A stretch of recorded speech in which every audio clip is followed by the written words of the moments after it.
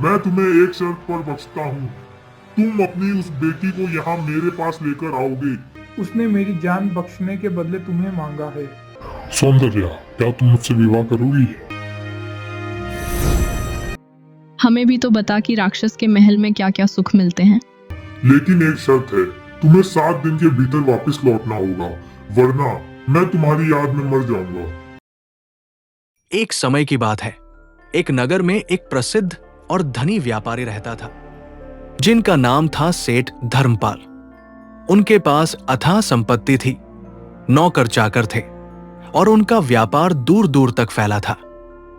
परंतु उनकी असली पूंजी थी उनकी 3 बेटियां। सबसे बड़ी बेटी थी सुहाना, मझली का नाम था सुभी और सबसे छोटी सौंदर्या। जहां सुहाना और सुभी स्वभाव से गुस्सैल और स्वार्थी थी, वहीं सौंदर्या थी बेहद नम्र, दयालु और सौम्य।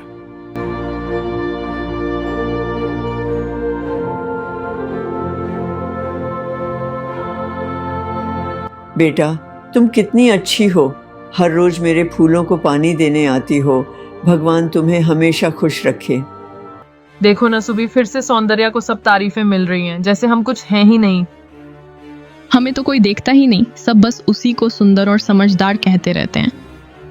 दोनों बहनें सौंदर्या से जलती थी, क्योंकि वो सुंदर ही नहीं बल्कि सबकी मदद करने वाली और विनम्र भी थी। मालिक, समंदर पार से एक संदेशा आया है। आपके जहाज तूफान में डूब गए हैं। क्या?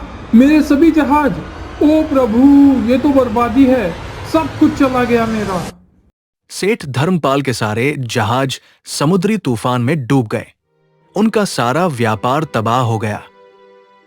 हवेली बिक गई, नौकर चले गए और अब उन्हें गरीबी में जीवन बिताने के लिए मजबूर होना पड़ा।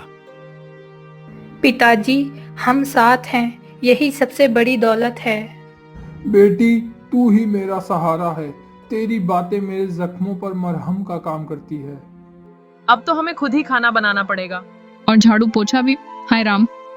अब वो अमीर परिवार जो कभी सोने की चम्मच में खाता था, अब मिट्टी के बर्तनों में उबाल कर खिचड़ी बना रहा था। परंतु इन मुश्किलों में भी सौंदर्या की मुस्कान और उसकी सेवा भावना वैसी ही बनी रही।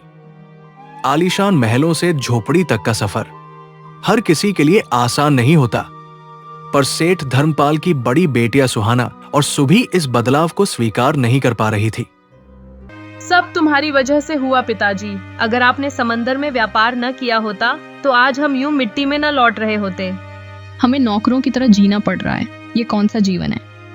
दोनों बहनें दिन भर अपने पिता को कोसती रहती थी और अब घर का काम करना भी बंद कर दिया। सौंदर्या सुबह जल्दी उठती, झोपड़ी की सफाई करती, खाना बनाती और अपने पिता धर्मपाल जी की देखभाल करती। बेटी, मैं तेरी मेहनत कैसे चुकाऊं? तू मेरी आंखों का तारा है। पिताजी, आप खुश रहें, बस यही मेरी सबसे बड़ी कमाई है। कुछ महीनों बाद उम्मीद की एक किरण फिर उग आई। धर्मपाल जी, बधाई हो। खबर है कि आपका एक जहाज सुरक्षित बंदरगाह पर पहुंच गया है। सच? हे भगवान, अब कुछ राहत मिलेगी। धर्मपाल जी ने बिना देर किए बंदरगाह जाने की तैयारी कर ली। जाने से पहले उन्होंने अपने तीनों बेटियों से पूछा, बेटियों, मैं बंदरगाह जा रहा हूँ। बताओ, लौटते समय तुम्हारे लिए क्या लेकर आऊं? मेरे लिए एक रेशमी साड़ी और कीमती चप्पलें लाना पिताजी। और मेरे लिए मोतियों का हार और सोने की बालियां भी मत भूलना। अरे सौंदर्या, तुम चुपचाप क्यों खड़ी हो? तुम भी कुछ मांगो। पिताजी, मुझे कुछ नहीं चाहिए। बस अगर आपको कहीं रास्ते में कोई सुंदर लाल गुलाब का फूल दिखे तो ले आइएगा। हे भगवान, कैसी प्यारी बच्ची है मेरी ये। सब कुछ खोकर भी इसने मांग में सादगी रखी है। जब सेठ धर्मपाल बंदरगाह पहुंचे तो उनके सामने सिर्फ बर्बादी थी। उनका जहाज तूफान में नष्ट हो चुका था और जो सामान बचा था वो किसी काम का नहीं रहा। हे ईश्वर, एक आखिरी उम्मीद थी, वो भी चली गई। अब मैं बेटियों को क्या मुंह दिखाऊंगा? थके हारे निराश सेठ धर्मपाल ने लौटने की ठानी, लेकिन सूरज डूबते डूबते रात ने अंधकार फैला दिया। रास्ते में था एक भयानक और घना जंगल। धर्मपाल ने सोचा कि किसी तरह इसे पार कर ले। अचानक उठे तूफान ने उनका रास्ता रोक लिया। तेज हवाओं और बिजली की कड़क से जंगल और भी डरावना हो गया। हे भगवान, अब कहाँ जाऊं, कहाँ छिपूं मैं? तभी अंधेरे के बीच कहीं एक रोशनी चमकी, जैसे अंधकार में आशा का दीपक। ये क्या, जंगल के बीच महल? धर्मपाल उस महल के अंदर जाने लगे। वहां ना कोई पहरेदार, ना ही कोई बंद दरवाजा। अंदर पूरा महल रोशनी से जगमगा रहा था और खाने की मेज तरह तरह के व्यंजनों से भरी थी, परंतु वहां कोई मनुष्य नहीं था। लंबी यात्रा और भूख ने उन्हें विवश कर दिया। संकोच छोड़कर उन्होंने भोजन कर लिया।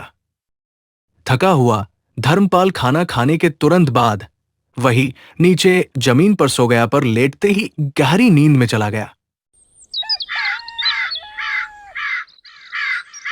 अगली सुबह जब उसकी आंख खुली तो जमीन पर उसके लिए नए कपड़े उसका स्वागत कर रहे थे। हे भगवान, कौन है जो इतनी सेवा कर रहा है, वो भी बिना दिखे? थोड़ी देर बाद वो घर के लिए निकल गया, लेकिन बाहर निकलते ही उसकी नजर पड़ी एक सुंदर गुलाबों के बगीचे पर। सैकड़ों रंगों के गुलाब खिल रहे थे और तभी उसे याद आया, अरे मैंने सौंदर्या से लाल गुलाब लाने का वादा किया था। मैं सुहाना और सुबह की चीजें तो नहीं ला सका, पर इसका वादा तो निभा सकता हूँ।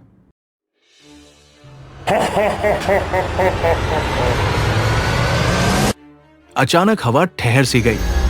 उसके सामने खड़ा था एक भयानक राक्षस, जिसकी लाल आंखें आग जैसी जल रही थी और चेहरा किसी भयावह स्वप्न जैसा था। अरे नीच मानव, मैंने तुझे अपने महल में शरण दी, भोजन, वस्त्र, विश्राम दिया, और तुम मेरे बगीचे से फूल चुराने चला आया। इतना एहसान फरामोश, अब तू मरेगा। हे महाराज, कृपा करें, मैं चोर नहीं हूँ।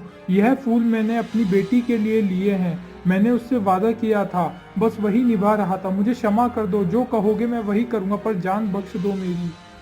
ठीक है, मैं तुम्हें एक शर्त पर बख्शता हूँ।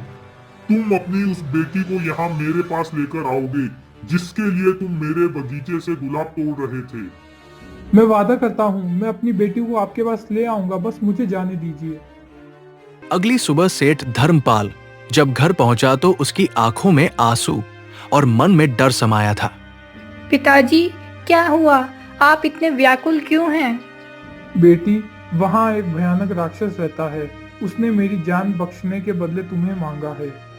आप चिंता ना करें पिताजी, आपने जो वादा किया है उसे निभाना चाहिए। मैं चलूंगी उस राक्षस के पास। आपकी जान बचाने के लिए मैं सब सह लूंगी। नहीं सौंदर्या, तुम मुझे कितना प्यार करती हो, मैं ये जानता हूँ, पर मैं ऐसा स्वार्थी पिता कैसे बन सकता हूँ जो अपनी जान बचाने के लिए अपनी बेटी को सौंप दे। पिताजी, अगर आपकी जान बच सकती है तो यह सौदा मुझे मंजूर है। आप मुझे बस उस महल तक ले चलिए। बोझिल मन और कांपते कदमों से सेठ धर्मपाल अपनी बेटी सौंदर्या को राक्षस के महल में छोड़ आया। शुरुआत में राक्षस का भयानक चेहरा देखकर सौंदर्या डर गई, लेकिन जल्द ही सौंदर्या ने महसूस किया कि राक्षस सिर्फ डरावना दिखता था, उसका दिल कोमल था। दिन बीतते गए, दोनों एक दूसरे के अच्छे मित्र बन गए।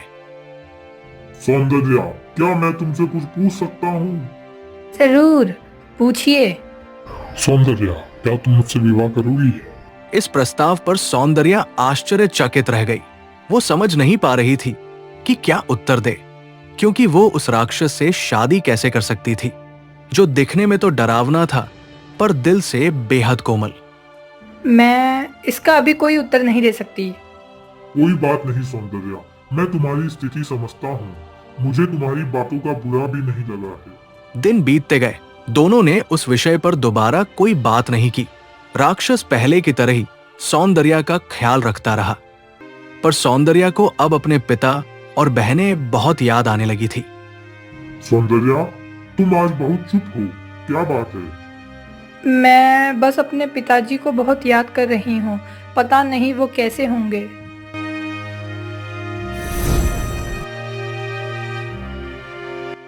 ये लो, ये एक जादुई आईना है। जब तुम्हारा मन करे इसमें देख सकती हो अपने परिवार को। राक्षस की इस सौगात ने सौंदर्या के दिल को छू लिया। अब वो जब भी अकेलापन महसूस करती, आईने में अपने परिवार को देख लेती। फिर एक दिन जब उसने आईने में देखा तो उसके पिता बीमार और कमजोर दिखे। उनकी सांसें धीमी पड़ रही थी। हे भगवान, पिताजी बहुत बीमार हैं। क्या मैं उन्हें आखिरी बार देख भी पाऊंगी? सौंदर्या दौड़ती हुई राक्षस के पास आती है। कृपया मुझे अपने पिताजी से मिलने जाने दीजिए, शायद ये आखिरी बार हो। तुम जा सकती हो सौंदर्या, लेकिन एक शर्त है, तुम्हें 7 दिन के भीतर वापस लौटना होगा, वरना मैं तुम्हारी याद में मर जाऊंगा। ये जादुई अंगूठी ले लो सौंदर्या। जब भी तुम इसे अपनी उंगली से उतारोगी, तुम वापस इसी महल में पहुंच जाओगी। मैं वादा करती हूँ 7 दिन के भीतर लौट आऊंगी। अगली सुबह जब सौंदर्या उठी तो खुद को अपने पिता के कमरे में पाया। सौंदर्या, तू सच में आ गई। मैंने तो सोच लिया था कि अब तुझे कभी नहीं देख पाऊंगा। पिताजी, मैं बिल्कुल सुरक्षित हूँ। राक्षस जैसा दिखता है वैसा बिल्कुल नहीं है। वो मेरा बहुत ध्यान रखता है। सौंदर्या की बातें सुनकर व्यापारी के मन से डर निकल गया। बेटी को सकुशल देखकर वो धीरे धीरे ठीक होने लगा। अरे सौंदर्या, तू तो और भी सुंदर हो गई है। सच बता, तूने वहाँ क्या खाया? हमें भी तो बता कि राक्षस के महल में क्या क्या सुख मिलते हैं।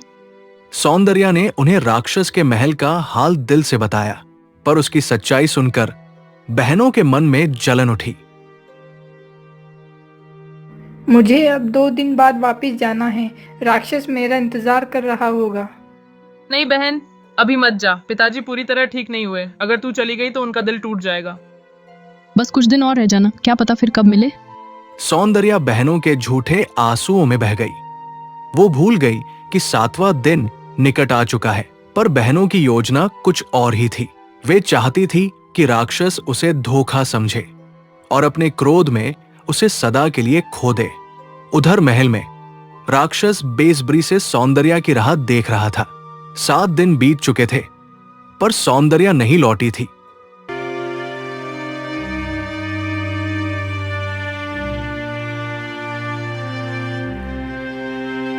हे ईश्वर, मैंने अपना वादा तोड़ दिया। राक्षस तो मुझे अपने सपने में मरता हुआ दिखा।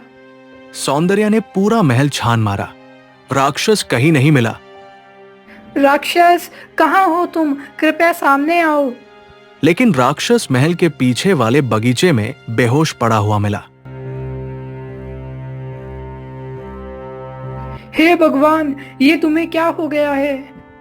मैंने तो कहा था, अगर तुम नहीं आई मैं तुम्हारी याद में मर जाऊंगा। नहीं नहीं, मैंने गलती की है। माफ कर दो मुझे। तुम्हारे बिना मैं नहीं रह सकती। मैं तुमसे प्रेम करने लगी हूँ। मुझसे विवाह कर लो तुम। सौंदर्या के इन शब्दों के साथ ही हुआ एक चमत्कार।